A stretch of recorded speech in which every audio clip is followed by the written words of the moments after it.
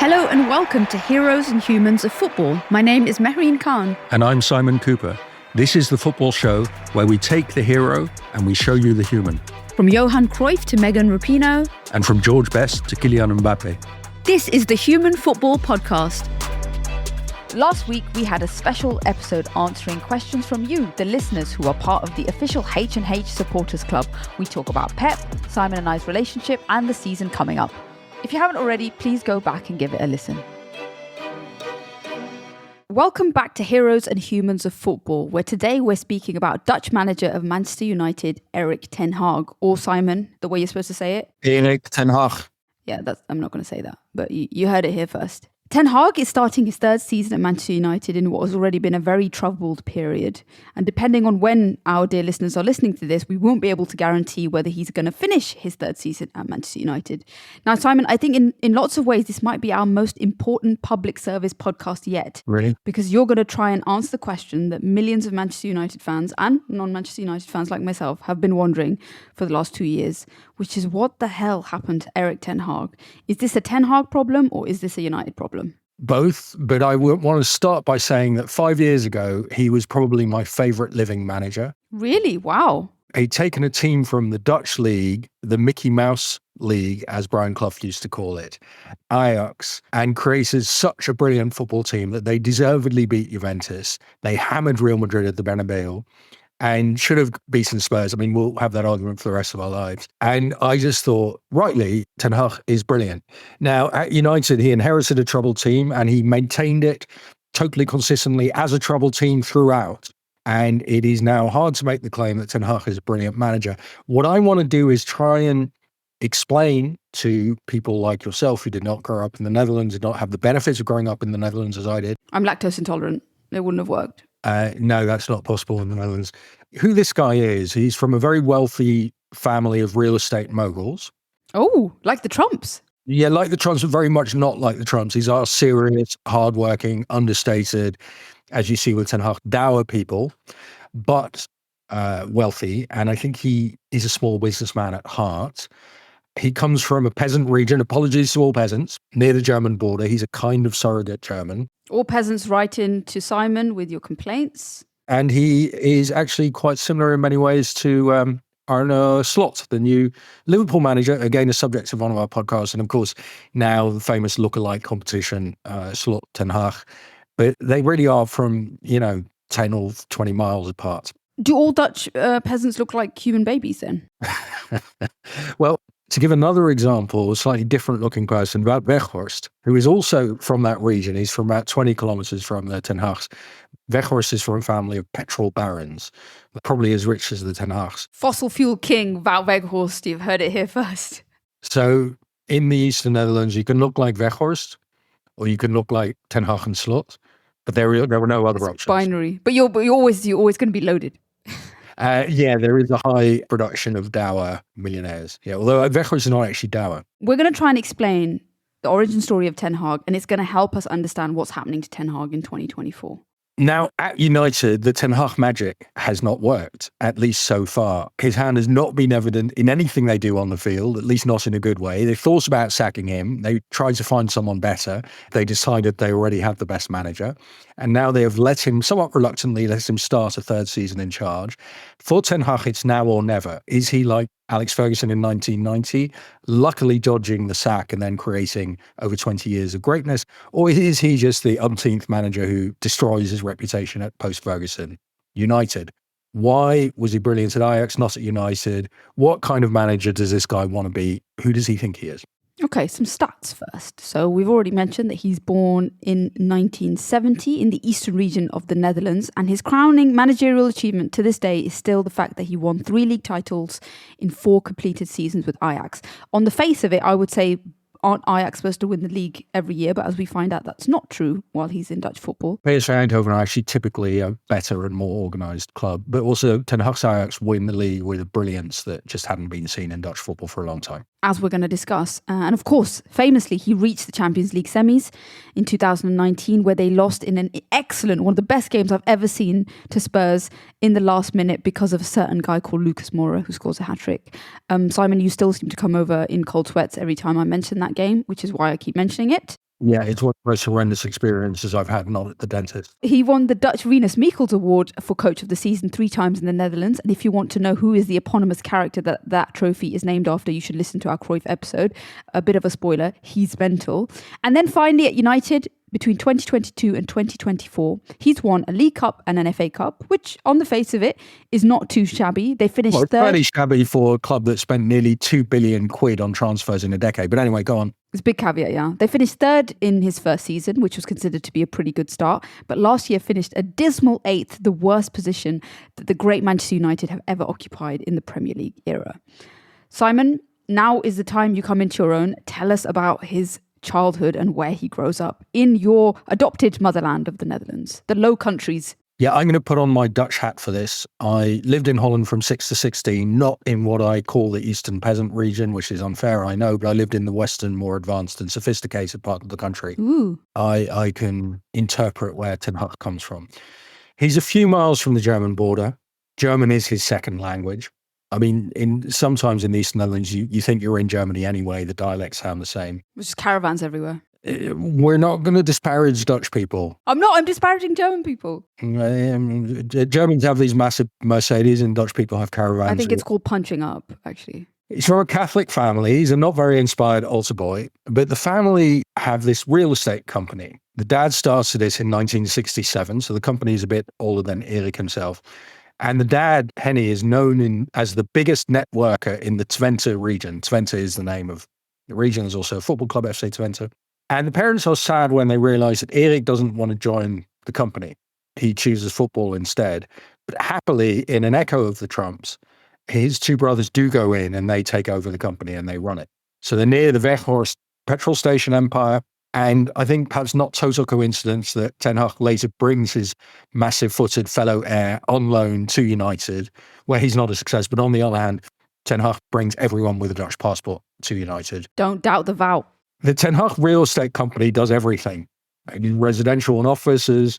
They do mortgages, insurance and pensions. They have over 100 employees. And the two brothers who do work in the company are very proud. They say that employees often stay there for 25 or 40 years. So they're always having these kind of, the cake is rolled out for your 40-year jubilee in the Ten Hag empire. I think you would have done well there. Yeah, loyalty's not one of my strong points, unless it's talking about football. But as a lapsed Dutch correspondent, which I was in a different life, this is a country that has quite strange attitudes towards money. I would say sort of Presbyterian attitudes towards wealth. Like they don't really value being loaded and conspicuous consumption. So I guess like being a rich boy wasn't really something to be celebrated. Yeah, so they're not conspicuous consumption people. So when you said the Trumps, I kind of blanched because the Ten Hag ethos just isn't that. It's not the kind of Anglo-Saxon celebration of avarice that you find in the Low Countries. No. So he doesn't want to be a rich boy and he doesn't want to be a propertier. He wants to do football. How does it go? He is a rich boy, but he doesn't want to be a real estate rich boy. He's already thinking like a coach, age 13. And we know this because he's about the same age as me, a few months. We grew up at the same time. And so he and I were both avid watchers of Johan Cruyff's television series, where Cruyff is on television explaining football tactics to children, which is a very bizarre setup when you come to think of it. Was it your life dream to get on the show? It didn't occur to me that you could get on the shows. I mean, I did see children being on the show because kids would appear on the show and they'd stick up their hands like in a class. And Cruyff was a teacher at heart. It's like Blue Peter, but with the world's greatest footballer of all time. Yeah, and Cruyff giving these very sophisticated tactical explanations. So he really upskilled the Dutch population's tactical knowledge. So I would watch it open mouth. And one week there was a bunch of kids on, and there's this 13-year-old kid who has a hoarse voice and sounds like he's a German who's learned Dutch as a second language, who keeps sticking up his hand. And the camera keeps going to this boy because he's the only kid who keeps sticking up his hand. And he doesn't just want to ask Cruyff questions. He wants to kind of argue with Cruyff coach to coach. And this is the young Erik ten Hag. And he speaks like a frog already.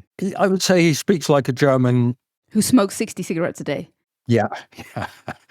And just for listeners, not in the Netherlands, in the UK in the 90s, we had Mr. Blobby on TV.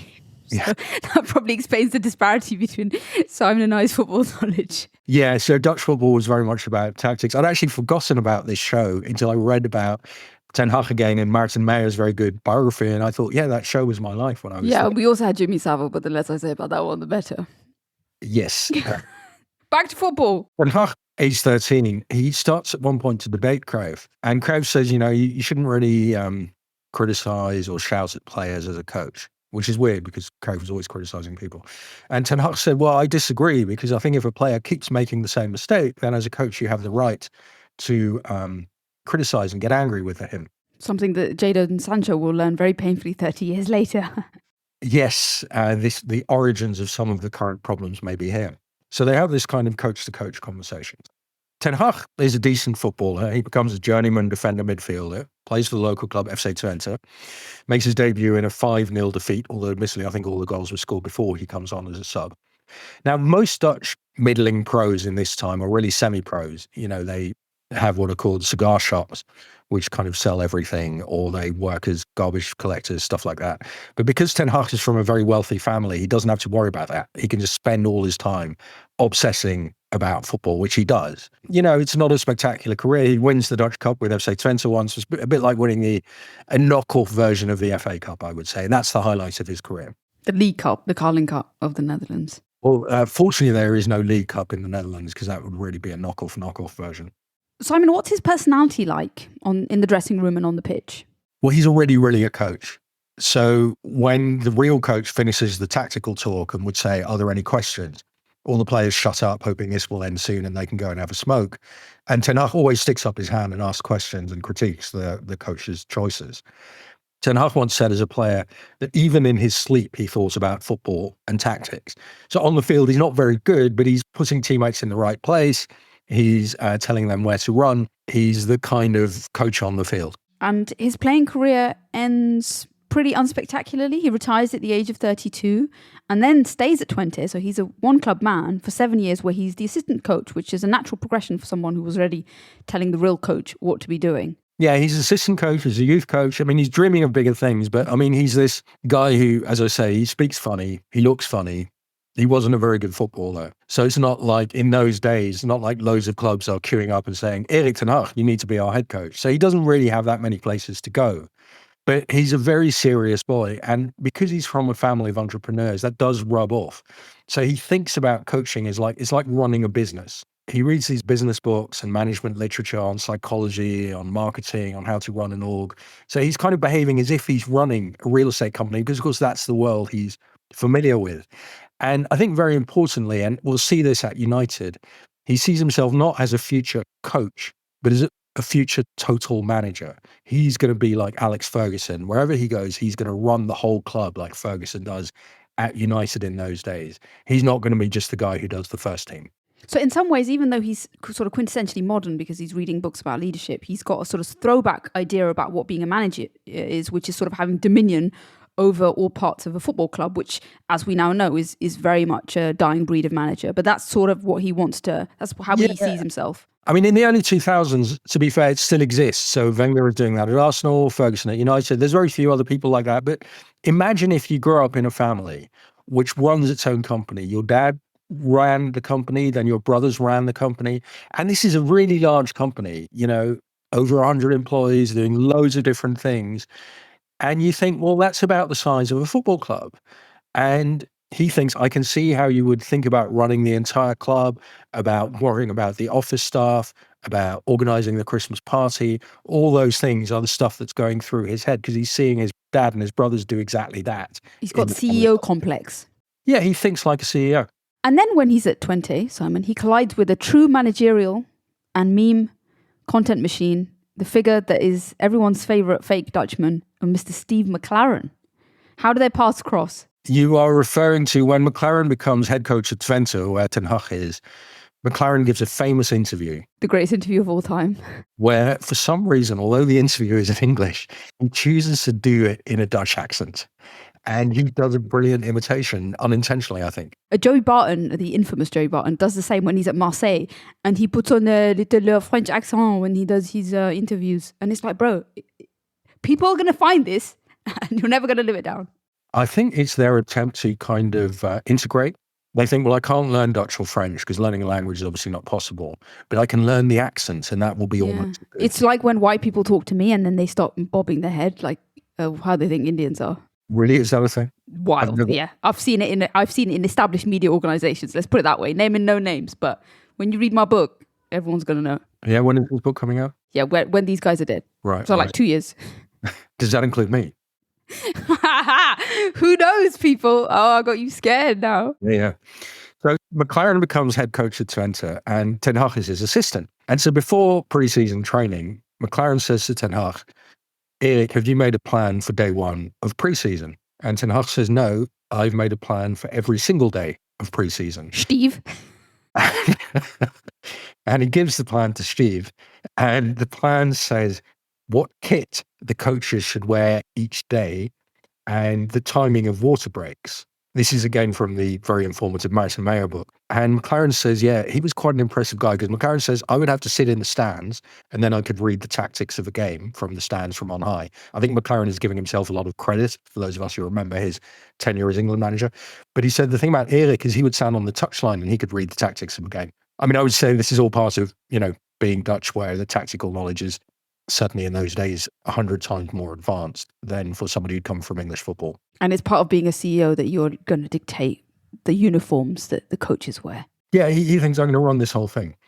So Ten Hag leaves at some point to go and be an assistant at PSV Eindhoven, a bigger club.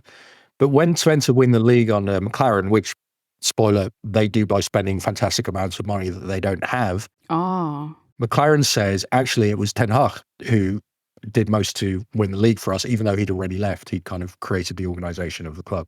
Ten Hag goes to PSV. He's just an assistant for 3 years. Obviously, nobody is going to make someone like him head coach. He's a nobody. And then he gets a job as head coach. Very exciting. He coaches little go-ahead Eagles. Now, admittedly, this is in the second division of Dutch football. Whoa, hold up. They're called go-ahead Eagles. Yeah, so they were originally called Go-Ahead Deventer, which is the town they're from. And about 50 years ago, there was this Welshman who came to coach in Holland. He played and coached in Holland called Barry Hughes, or as Dutch people in my childhood called him, Barry Hughes. And Barry Hughes, actually, he learned this kind of comic version of Dutch. He spoke very good Dutch, but with an English accent. It's very weird. Not a Welsh accent. Yeah, with a Welsh accent.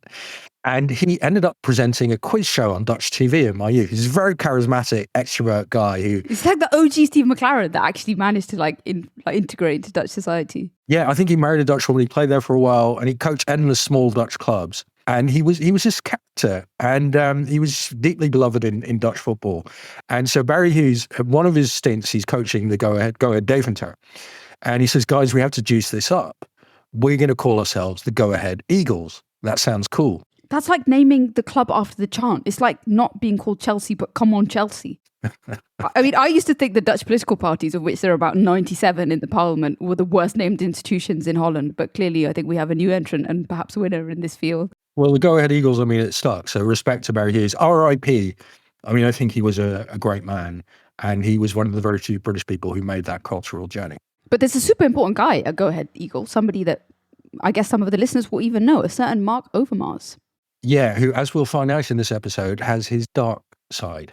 Overmars, he's this brilliant Holland winger around the turn of the century. He also plays at Arsenal in that brilliant Wenger team. So Mark Overmars is an invincible. He later goes back to Holland and he becomes head of football at the Go Ahead Eagles. I mean, to me, it's amazing that a club that size could afford to employ Overmars. So Overmars and Ten Hag meet at this small club, and this will be one of those meetings that will help Ten Hag in his future. Now that he's got a proper job as a first team coach, what are some of the things that he makes his players do, Simon, now that he is almost effectively the CEO? He turns out to be a crazed fanatic. So obviously in the second division of Dutch football, you don't expect to work very hard. I mean, if this is what you're paying me. And so at Go Ahead, they train with 80-meter sprints. And Ten Hag says, no, we're going to do 100-meter sprints.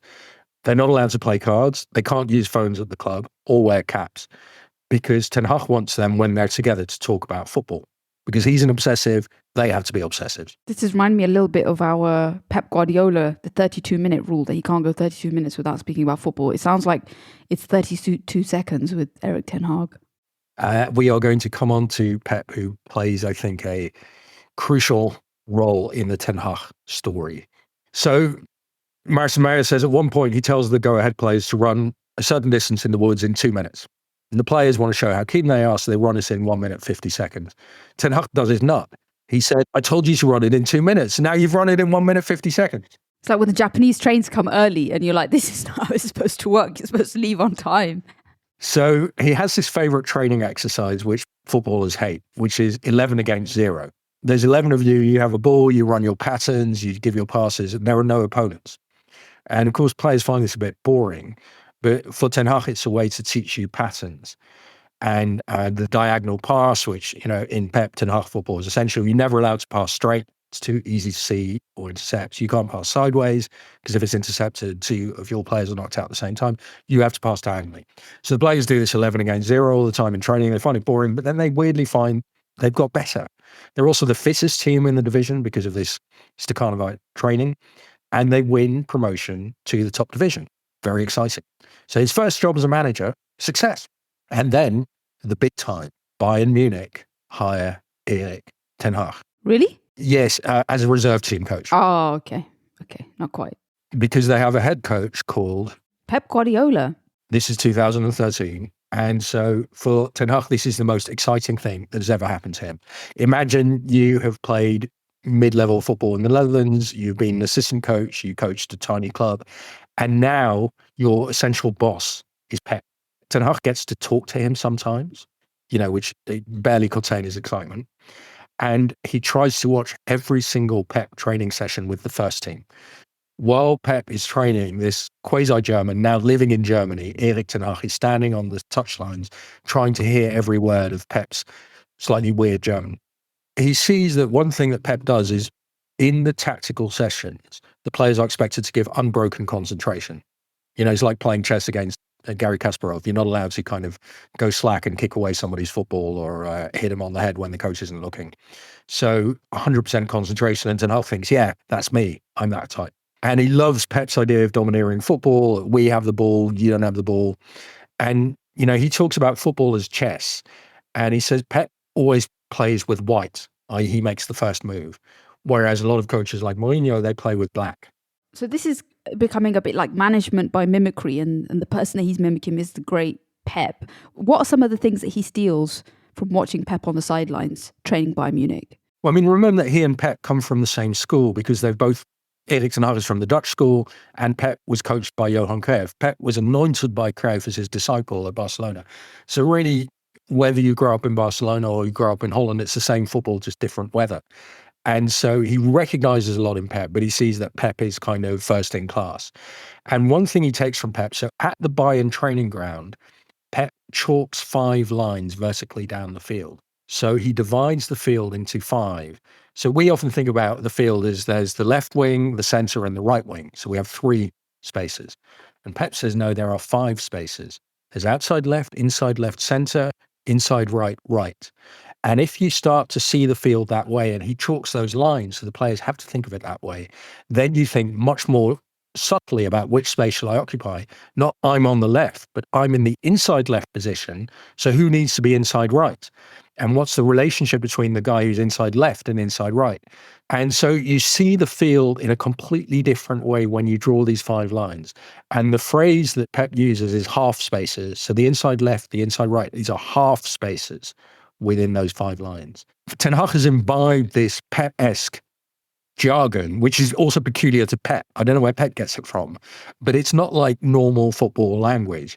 Even Cruyff had never heard of a half space, or they would have understood. The Guardiola-isms. Yeah, and suddenly in Holland, where journalists ask tactical questions instead of asking, as they do in England, when are you going to be sacked? He talks about these half spaces and what he calls the rest defense.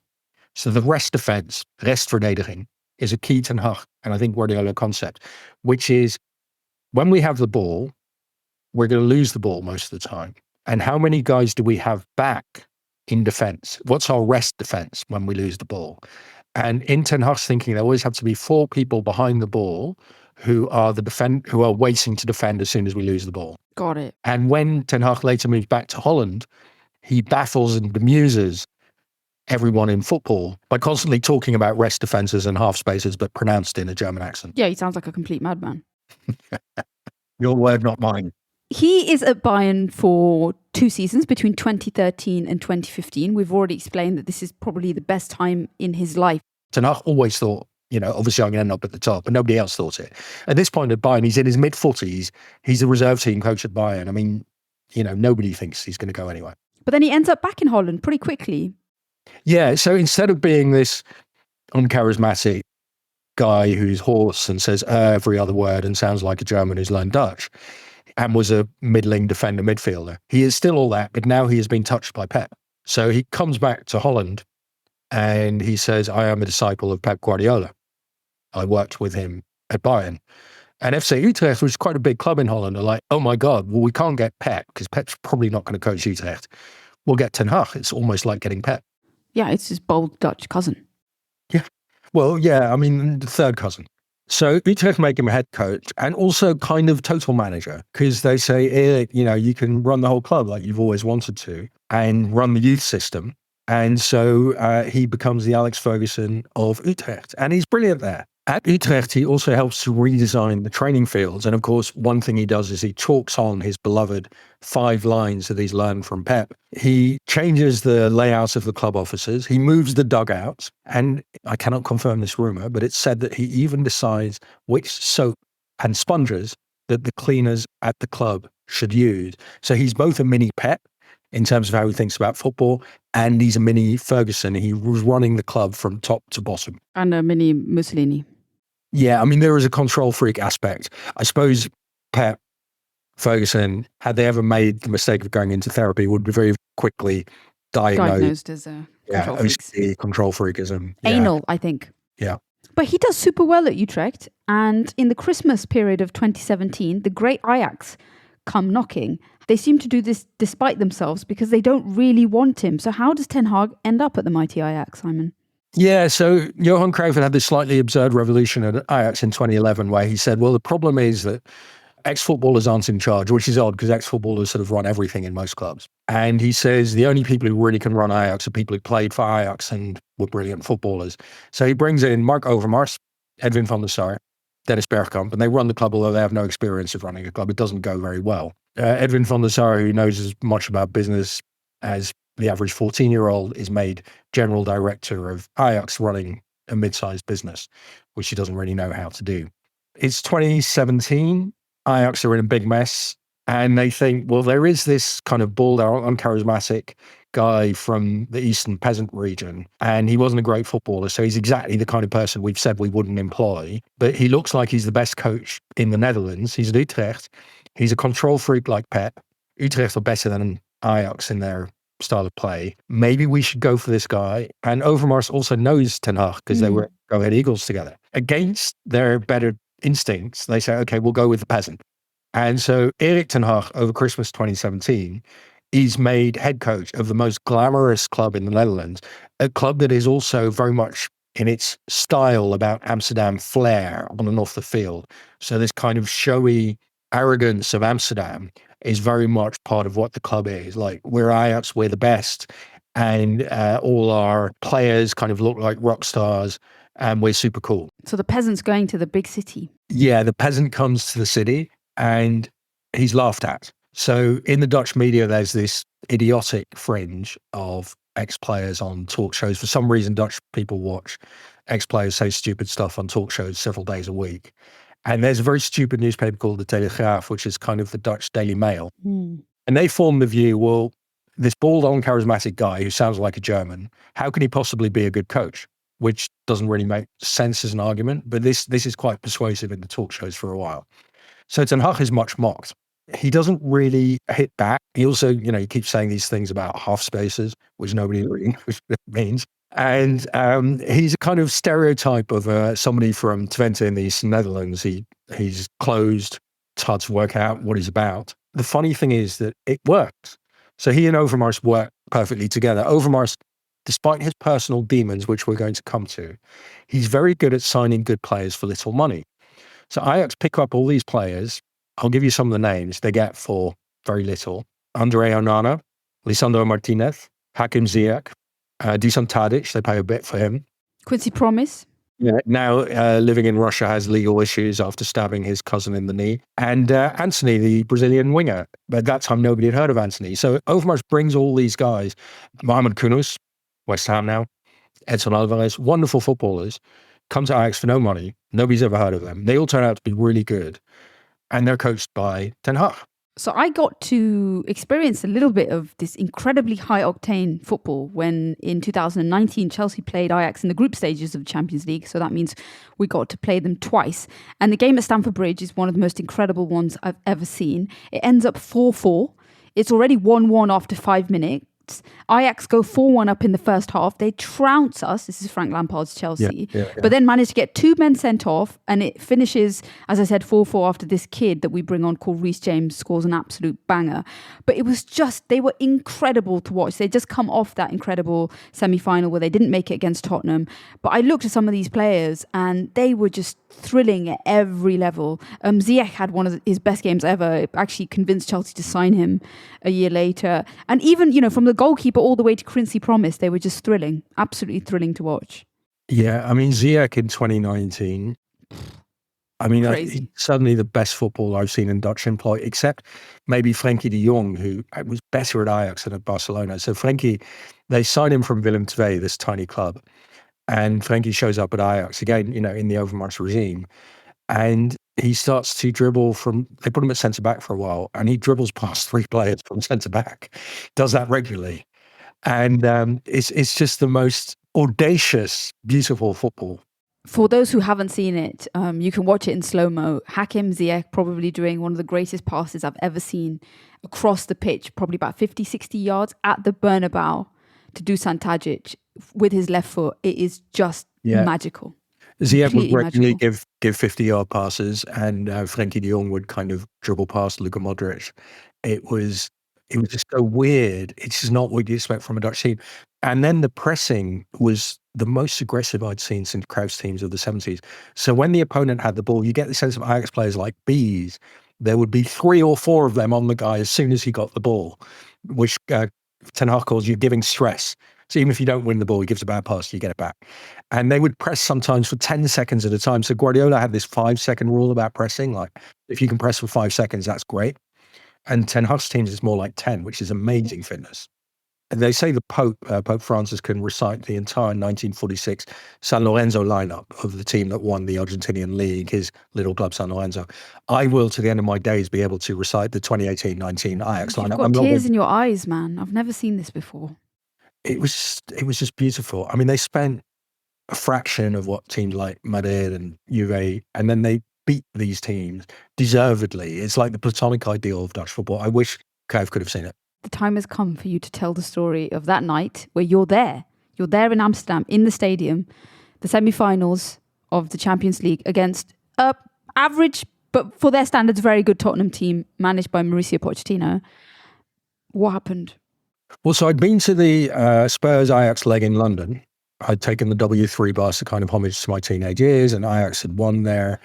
They played Spurs off the park, really very disciplined performance. And then we're in Amsterdam, and I think Ajax go 2-0 up quite quickly, and they're just totally outplaying Spurs, and Ziyech is incredible.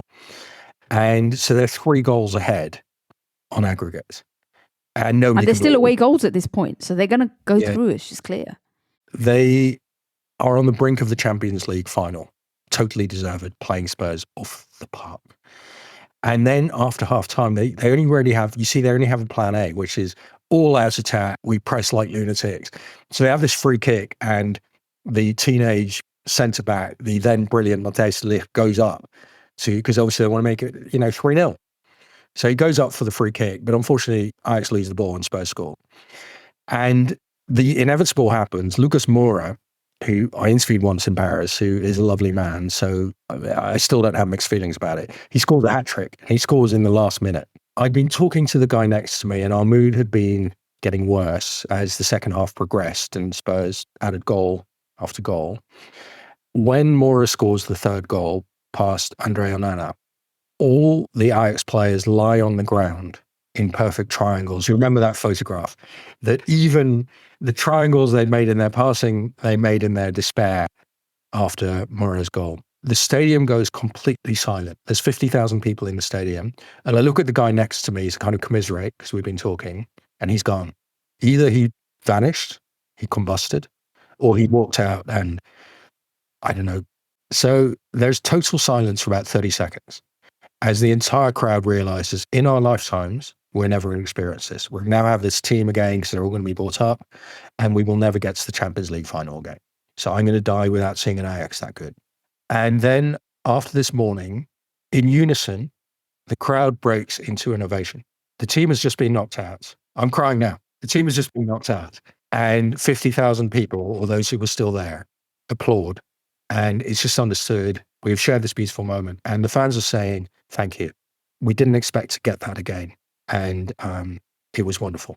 They were right, because fast forward 3 years and it's pretty bad. Well, the season they just ended. Yeah, well, they just finished 6th in the league. I mean, that sort of fifth in the league. That's unexpected. Did you clap? I clapped, yeah. I mean, I felt these people, these players have given me so much pleasure. It's just unreal. There's some moments at the peak of your football career. So Nick Hornby wrote this wonderful essay once. He said, as a football fan, you usually live in the past or in the future. So you relive the great moments of the past, like when you had this perfect team, Arsenal would be the Invincibles. Or you dream of the future, like if we just have 1 or 2 new players, we'll complete the jigsaw and then. And he says it's very rare as a football fan that you live in the present. When the football you see of your team, you realise this is the best football I'll ever see, my team. And that was Ajax 2018, 2019. I mean, even you as a Chelsea fan must have had that experience at some point. Yeah, although as a Chelsea fan, you're always living in the past and the future because you just think we can actually just always turn this around, which is just an incredible psychological nightmare that is being a Chelsea fan since 2005. So in 2004-05 at Chelsea, funded by a Russian oligarch, managed by a man who would be happier running a far-right populist party, you experience your football of the present, right? That's beautiful in a way, yeah. We're very different archetypes. It's a strange foreshadowing because it does go super badly. And that sentiment in the stadium of thinking it's never going to be this good again was completely right. Because, and we've already mentioned him a couple of times, everything seems to go wrong. And part of it is hinging on the figure of Mark Overmars. I mean, tell us how this guy really, falls from grace in his personal and his professional life, Simon. Well, Overmars really is the most brilliant spotter of talent in football. However, he is one of the very few people in football so far ever to be Me Too'd, because it turns out in 2022 that he has been sending dick pics to female employees of Ajax.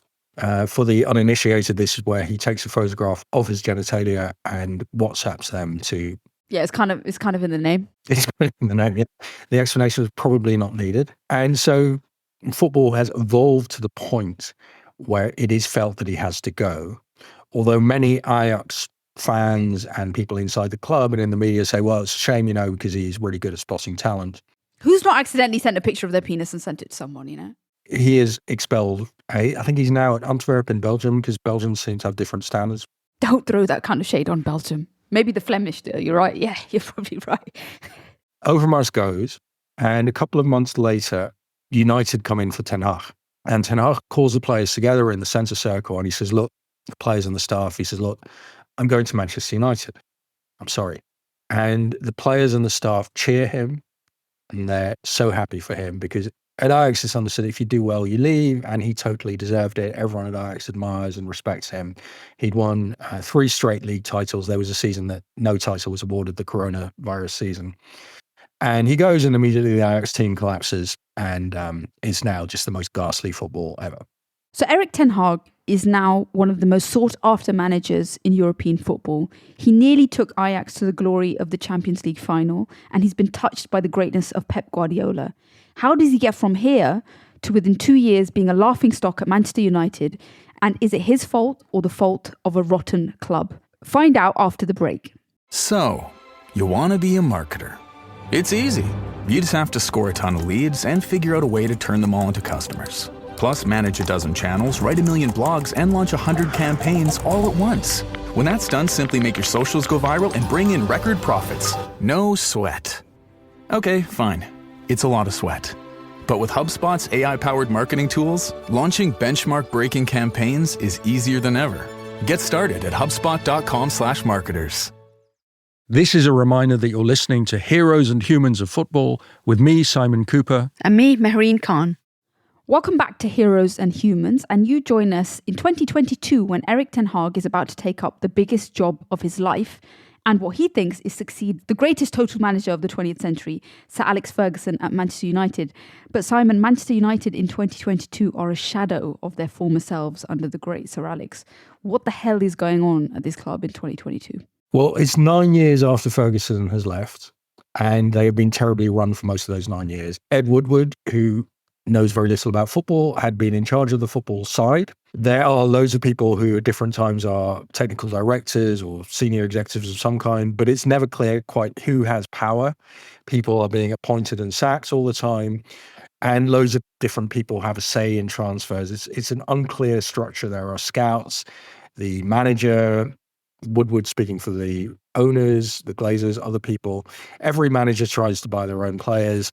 And as we discussed in our Haaland podcast on Erling Haaland, in this period, United failed to get the young Haaland, they failed to get the young Jude Bellingham, and they failed to get the young Kylian Mbappe. They do get the young Donny van de Beek from Ajax, perhaps not such a brilliant idea. When they sign players who fail, the players don't really want to leave because they will never earn as much money anywhere else as they do at United. And after a few years of this kind of failure, really good players don't want to come to United anymore. So the failures become self-perpetuating. They also don't really play like United because, you remember in the Ferguson years, there was this idea of how United played, very high-octane, high-paced, attacking football.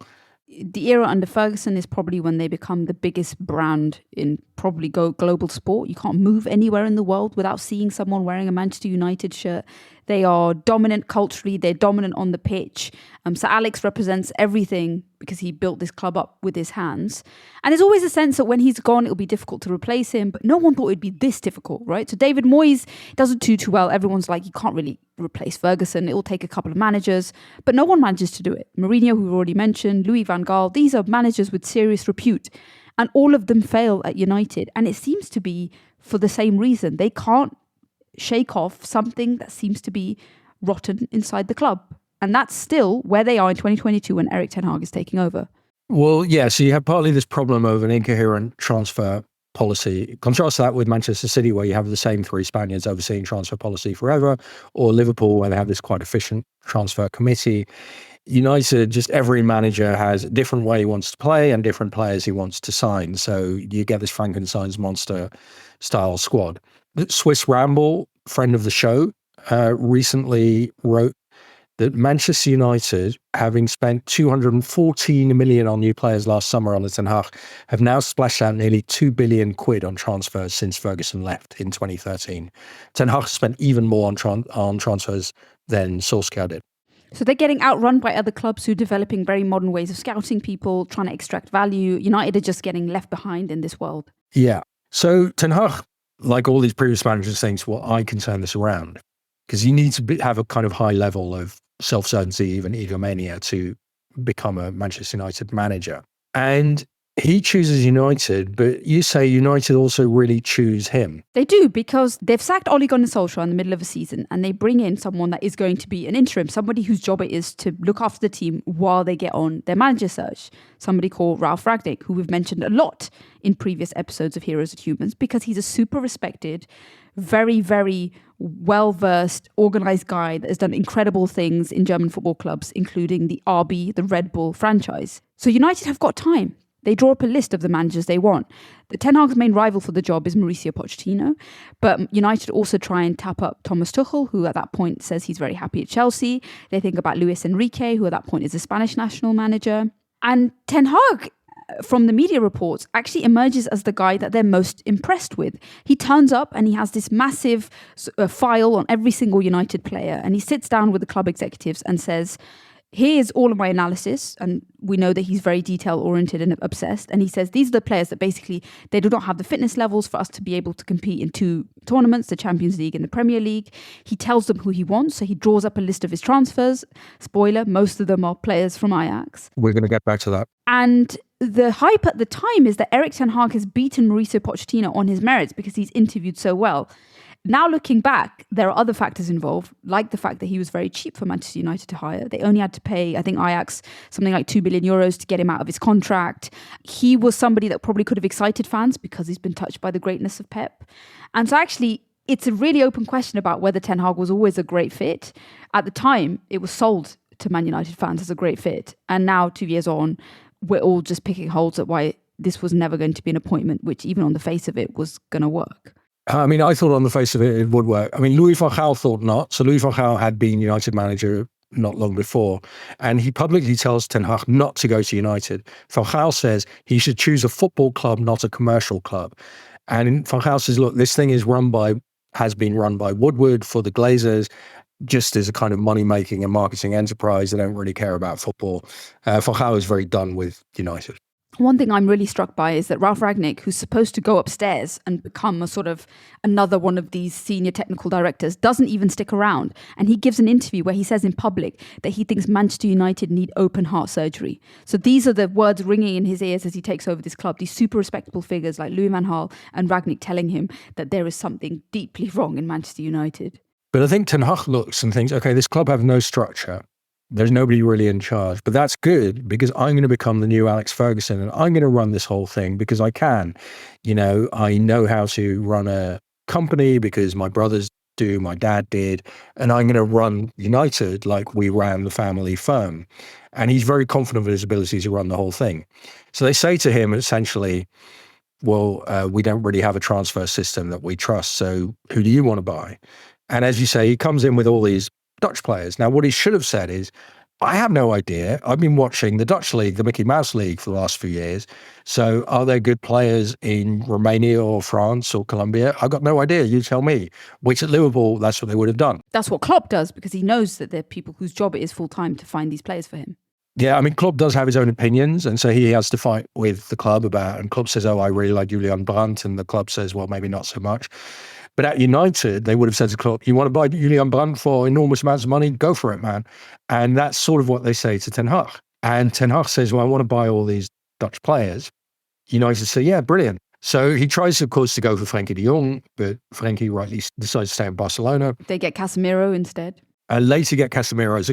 Ten Hag had probably seen Casemiro on TV and thought he was a good player still, which he wasn't really by that point anymore. But otherwise, it's all people he knows from Holland. So there's Onana, Lisandro Martinez, Terence Malacia, who played for Feyenoord, but, he played against Ten Hag. Anthony, Wout Weghorst. I mean, for crying out loud, he brings Wout Weghorst on loan. To be fair, it was a loan, in January, because they just didn't have anyone. But it was still no. It was desperate. And now they bought Joshua Zirkzee, who's Dutch striker of Bologna, who's so little known that when the club proudly announced his signing, they spelt his name Kirkzee with a K instead of a Z at the beginning. I must say, if they'd have signed me and mixed the K and the Z and said, we are proud to have signed Simon Zuper, I wouldn't have felt why they understand and love me. So Ten Hag's main concern is, what if we run out of Dutchmen? So he also this summer hired Ruud van Nistelrooy and René Haken, Dutch coaches, Van Nistelrooy, former United legend. But as we have seen with Ole Gunnar Solskjaer, with Gary Neville, with Roy Keane, with Jaap Stam, this doesn't necessarily guarantee that you will be a brilliant manager. But he's doing what CEOs do when they go into new companies. They hire the staff that they know and think they can do another job at the bigger place that they've been hired to. It's almost like, I'm sure he's read it in every business book that he's ever read, but it happens so often and he just sticks to what he knows. I don't know. I mean, look, let's say you're managing a football club. Let's say Chelsea appoint you as manager on the strength of this podcast. Yeah, I'm not hiring you. No. And they say, well, Mehreen, we have a budget of about 85 million quid to buy a winger. Would you say, as Ten Hag did, well, I like Anthony, he did a good job for me at Ajax, let's spend the whole winger budget on him? Or would you say, I don't know, who is the best winger in the world we could get for 85 million quid? But no, he thinks, I knew Anthony at Ajax, that's enough. I don't have to do any due diligence on him to see if his behaviour off the field might be a problem. I think 3 women have accused Anthony of assault, which he denies. So these are issues that you might, with a bit of study, have seen coming.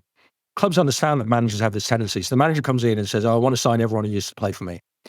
And the club should say, A, there are other players in the world than the ones who used to play for you. Those are a tiny subset.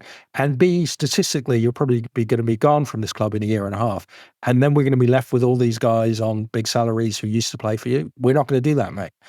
And so well-run clubs would never let someone like Erik ten Hag buy everyone who used to know in Dutch football. If you're a massive club and you want to be one of the best in the world, you need to have a scouting system that knows all the best talent in the world.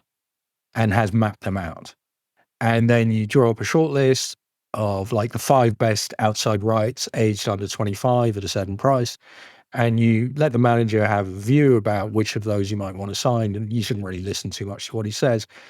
But yeah, I mean, the letting Ten Hag do the whole transfer policy is just so primitive. It's so 20th century. He starts at United with a defeat against Brighton. And then they lose 4-0 against Brentford. So Ten Hag is dreadfully disappointed. He's run the data and he has calculated that United in total have run 13.8 kilometres less than Brentford has. This is from Martin Mayer's book. And so he calls the players in for punishment training at 9 a.m. the next morning, a Sunday. And the idea of the punishment training is every player individually has to make up those 13.8 missing kilometres. And Ten Hag does as well because he says, I'm going to punish myself because I also lost. And so age 52, he makes up those 14K. And then redemption of sorts in the next match, they beat Liverpool and they run 18K more as a team than they did against Brentford. I mean, Michael Cox, who's a brilliant writer on tactics, argues that the Liverpool game it turns out to be a Pyrrhic victory because they win by playing a kind of counter-attacking football, beating it long, using Rashford's pace, and this becomes default mode of United. So whereas Louis van Gaal always wants to play Dutch football, Ten Hag is more flexible.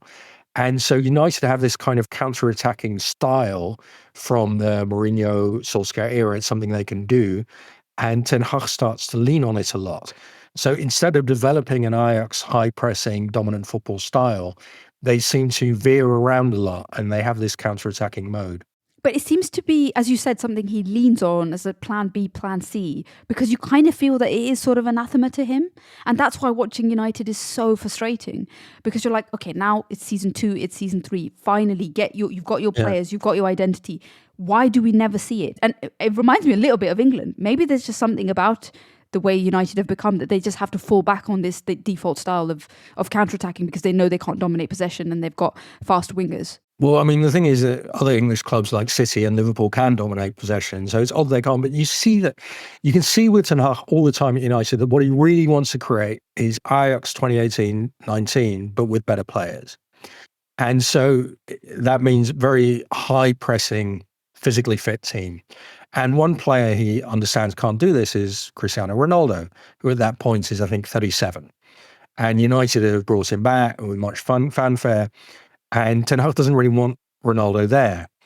And so Ronaldo doesn't play much. Then against Spurs, Ronaldo is on the bench and he's only allowed to warm up to come on in the last minutes. Ronaldo thinks this is not how I am treated. And he angrily walks off the field without coming on. And then he gives an interview where he slags off Ten Hag. The infamous Piers Morgan interview, and it's all over from there, really. And so they tear up his contract. They're delighted to tear up his contract because, how can you get rid of this overpaid 37-year-old cheap? I know he says something really mean and stupid and then you can sack him. It's great. But Ten Hag comes out of this looking pretty good. A bit like the Brentford where he makes them come into training and work harder.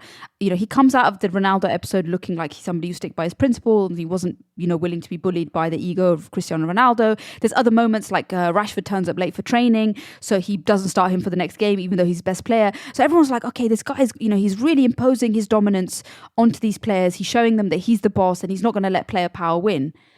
And yet somehow it never ever moves on from like these little anecdotal stories which don't seem to actually end up being the whole which we would expect, which is actually a manager that does have complete control and knows exactly what he's doing, because we're still not there yet. Well, in the first season for a while, it looks like he is getting there, that he's turning United into a team with a system. And so they win 20 of his first 27 games, which is a record start for a United manager. And okay, Liverpool and City are too good, so they finished third. But everyone's like, oh, wow, in his first season, he really imposed some kind of order. And obviously it's going to get better and better from here. But it doesn't. You watch them more than I do. Why don't they look like a proper team? What's the kind of curse that they have? So the stats are relatively encouraging, but we're starting from a low base because other United teams have been terrible over the last decade. But for me, they just don't pass the eye test. And they're doing that thing of having brilliant players that can get them out of a mess, which again is reminding me a bit of England. So in that first season, Marcus Rashford has the best season of his life. Statistically, it's a complete anomaly. He's playing incredibly well. In the second season, he isn't. In the first season, Casemiro is still sort of playing like he's at Real Madrid. He's still got some of the vestiges of that player about him. In the second season, Casemiro just looks like a shadow of himself and someone who's just too old and too slow to play in the Premier League. In the first season, they have a very stable, solid goalkeeper who's unremarkable, David De Gea, but you only notice he's gone in the second season where they no longer have David De Gea and they end up with Andre Onana. So some of the variables in the first season look like now they were just flukes and they weren't there by design, they were there by accident.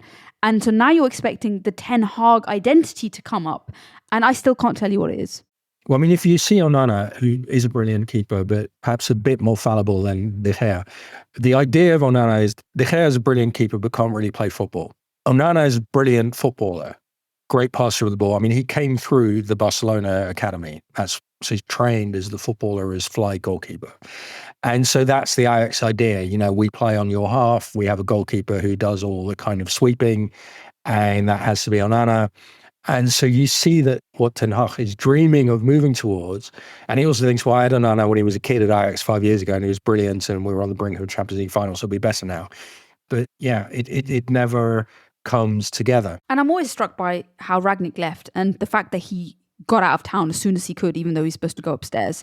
And the sort of warning shot that he said about this team. He said that when the new manager comes in, Erik Ten Hag, instead of staying and grooming him, he left, but he gave him some words of advice. He says, you need to change the energy and the culture around the club. And it's worth noting that Manchester United is a club where there are always leaks about the players and the dressing room. And it's almost clear that this is coming from the players themselves who have some relationships with journalists and that they leak their dissatisfaction about the manager, about the players. That's a super unhealthy environment. And I would contrast that to Pep when we spoke about how he manages to run Man City so well. Man City, you almost never see leaks coming out of the dressing room, which are so close to the bone. I mean, it's got to the point where the Manchester United lineup will be leaked 3 or 4 hours before a game. So if you're the opposition, you already know who they're going to start and who's going to be on the bench. Information that's only, officially released by the club about 60 minutes before kickoff.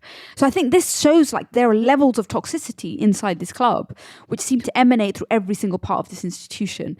So in that sense, Ten Hag gets a lot of stick, but he is really managing if it's this CEO world, like these guys are like on the brink of, they need a takeover, which is effectively what's sort of happened this summer with Jim Ratcliffe.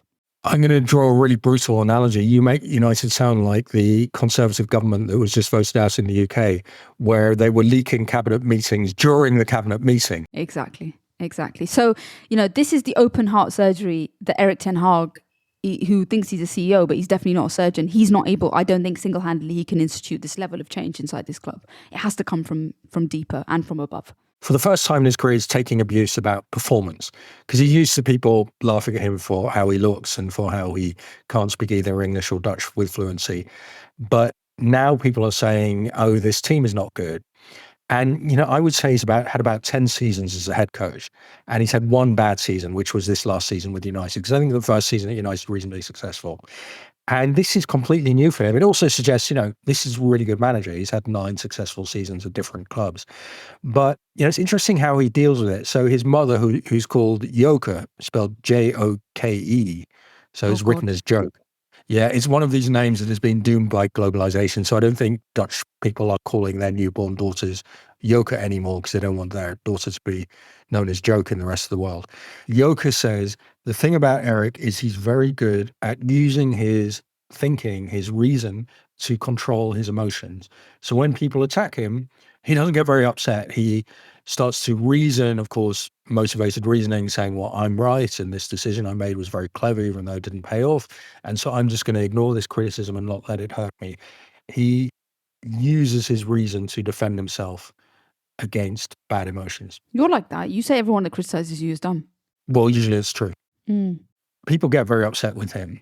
I think everyone assumed he was going to be sacked as manager in, say, early May. That was just obvious he was going to go.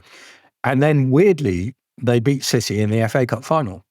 Doesn't get better than that for modern day United. You win the FA Cup against the local rivals or formerly local rivals, because I don't think United can really claim that City are their rivals anymore. That's giving United a bit too much honour.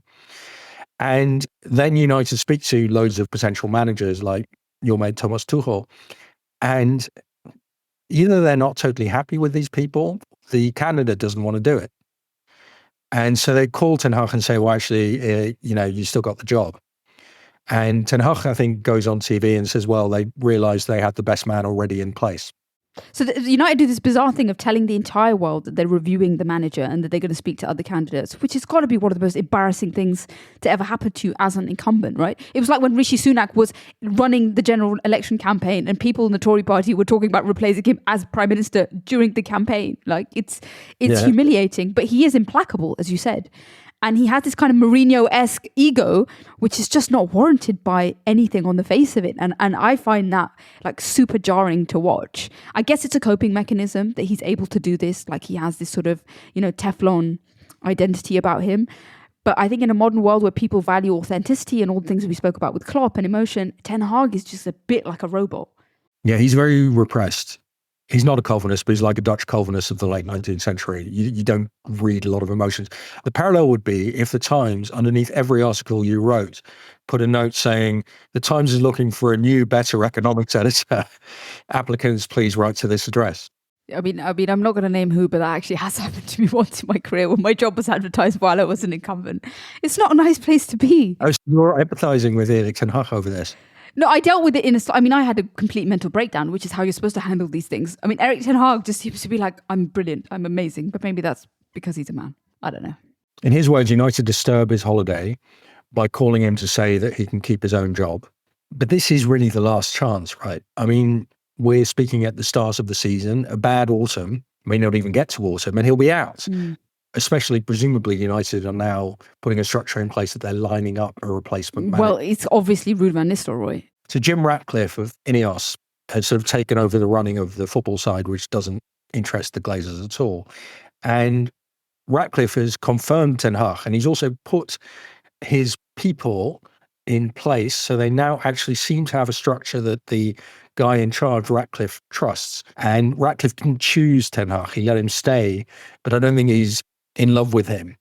And so I think Ten Hag's time as total manager of United is now over. His power has been severely reduced. If I was a United fan, it's been a pretty grim few years. And from a very low bar, I'd be very excited right now at the beginning of this football season.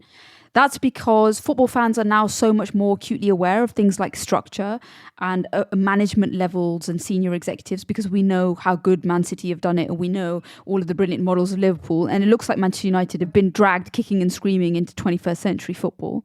If I was a United fan, I just want to see the back of Ten Hag so I could forget this awful chapter ever happened. I think not a betting woman because it's haram, but he's got to be the first manager to get sacked this season, right? Yeah. Let's talk about legacy.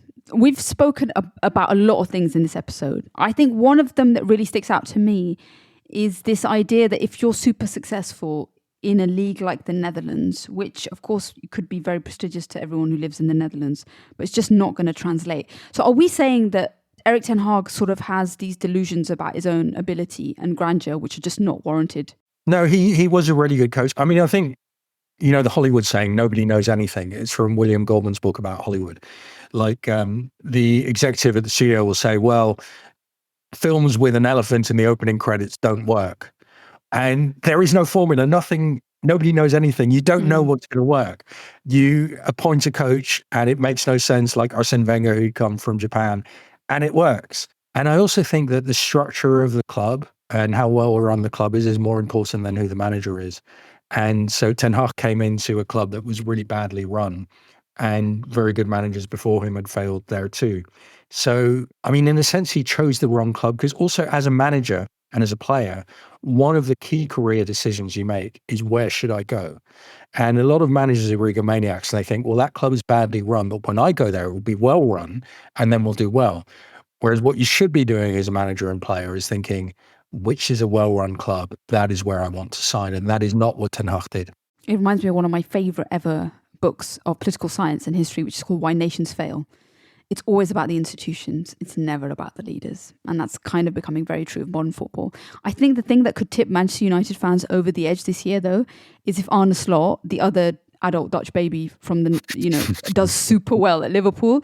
And I mean, that the ignominy of that is just going to be, it's going to be difficult.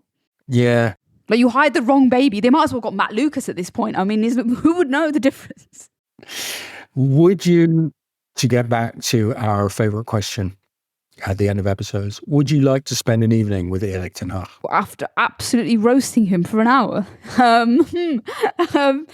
don't think he'd want to spend any time with me, and that's completely fine, Erik. There's no need for you to be, in front of the ops. I think we've put ourselves in as ops right now. So I'll skip it. But I would do it because I read somewhere that the family also has a restaurant. So they bought this, I think, former mansion in their hometown, and they've turned it into an exclusive restaurant. I need to confirm whether this is true. But if so, then, if I ever find myself in the Eastern Netherlands, which I have not really since the age of 15, as far as I can recall, then I would be willing to do it, yes. You couldn't even pay me to eat in a Dutch restaurant, but... Well, I would hope that they would pay because, they own the restaurant. I still won't go. I'd only come if Steve McClaren was there for the lols. Thank you for listening to Heroes and Humans of Football. For more information, go to our website at heroesandhumans.com. And follow us at Heroes and Humans on all social platforms. Next week's episode is on Erling Haaland, the superhuman Gen Z footballer. Be sure to check it out. This show was developed by Immaterial and produced by One Fine Play. Matt Cheney is the series producer. Kazra Firuzia is the editor and producer. We have been your hosts, Mehreen Khan and Simon Cooper. And this has been Heroes and Humans of Football.